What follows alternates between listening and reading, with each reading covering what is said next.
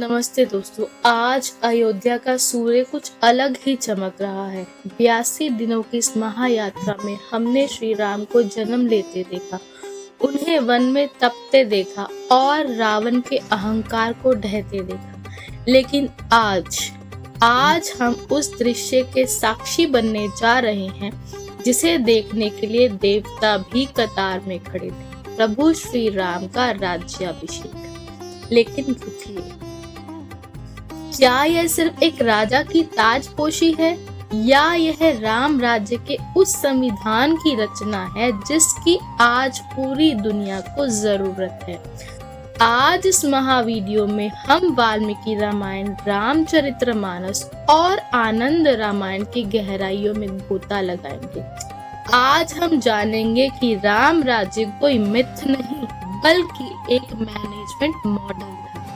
अगर आप सनातनी हैं तो यह वीडियो आपके जीवन का सबसे महत्वपूर्ण निवेश होने वाला है। चलिए साक्षात अनुभव करते हैं राम राज्य का उदय।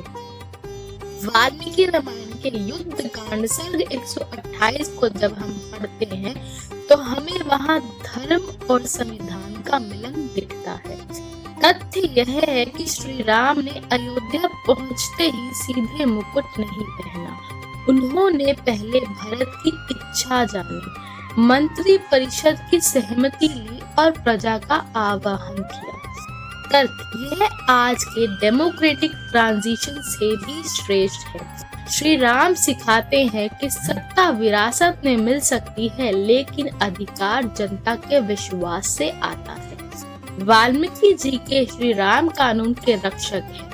वहाँ राजा सर्वोच्च नहीं है, राजा के ऊपर धर्म है। अगर आज के लीडर श्री राम की इस अकाउंटेबिलिटी को समझ ले तो करप्शन का नामो निशान मिट जाएगा।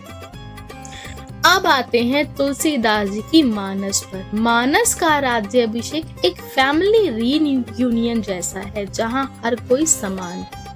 तथ्य गोस्वामी जी लिखते हैं कि श्री राम ने सबसे पहले वशिष्ठ मुनि के आदेश से समाज के उस वर्ग को गले लगाया जिन्हें लोग पिछड़ा कहते थे। केवट, वानर और विभीषण। सखा सोच त्यागु सबू, जहतह जाहु, मोर अनुग्रह राखहु, मन में उछाहु। तर्क राम राज्य की नींव जातिवाद पर नहीं योगदान पर थी। एक वानर और एक राजकुमार एक ही पंक्ति में खड़े थे। आज हम जिसे सोशल इक्वलिटी कहते हैं उसका सबसे सफल प्रयोग श्री राम ने हजारों साल पहले किया था।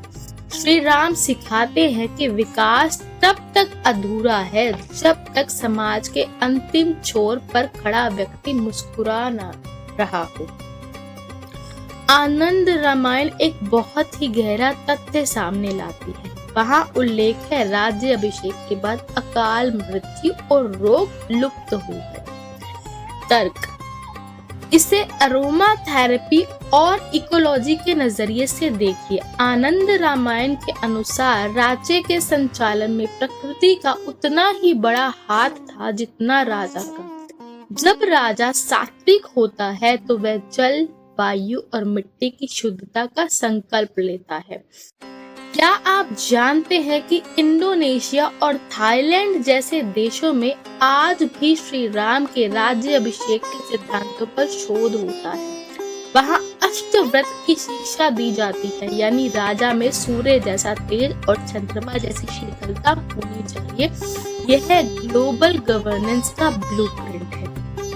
चलिए आज के सिस्टम और राम राज्य की तुलना करते हैं। अधिकार वर्सेस कर्तव्य। आज हम राइट्स मांगते हैं। राम राज्य में हर कोई अपना धर्म निभाता था। जब सब अपना कर्तव्य करेंगे तो किसी का अधिकार छीना ही नहीं जाएगा। आज तारीख पर तारीख मिलती है। राम राज्य में एक धोबी यानी साधारण नागरिक की बात भी राजा खुद सुनता था।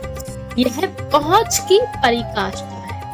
अर्थव्यवस्था। राम राज्य में टैक्स मधुमक्खी जैसा था जो फूलों से रस तो लेती थी पर फूल को नुकसान नहीं पहुंचाती, यानी प्रजा पर बोझ डाले बिना राष्ट्र का विकास होता है।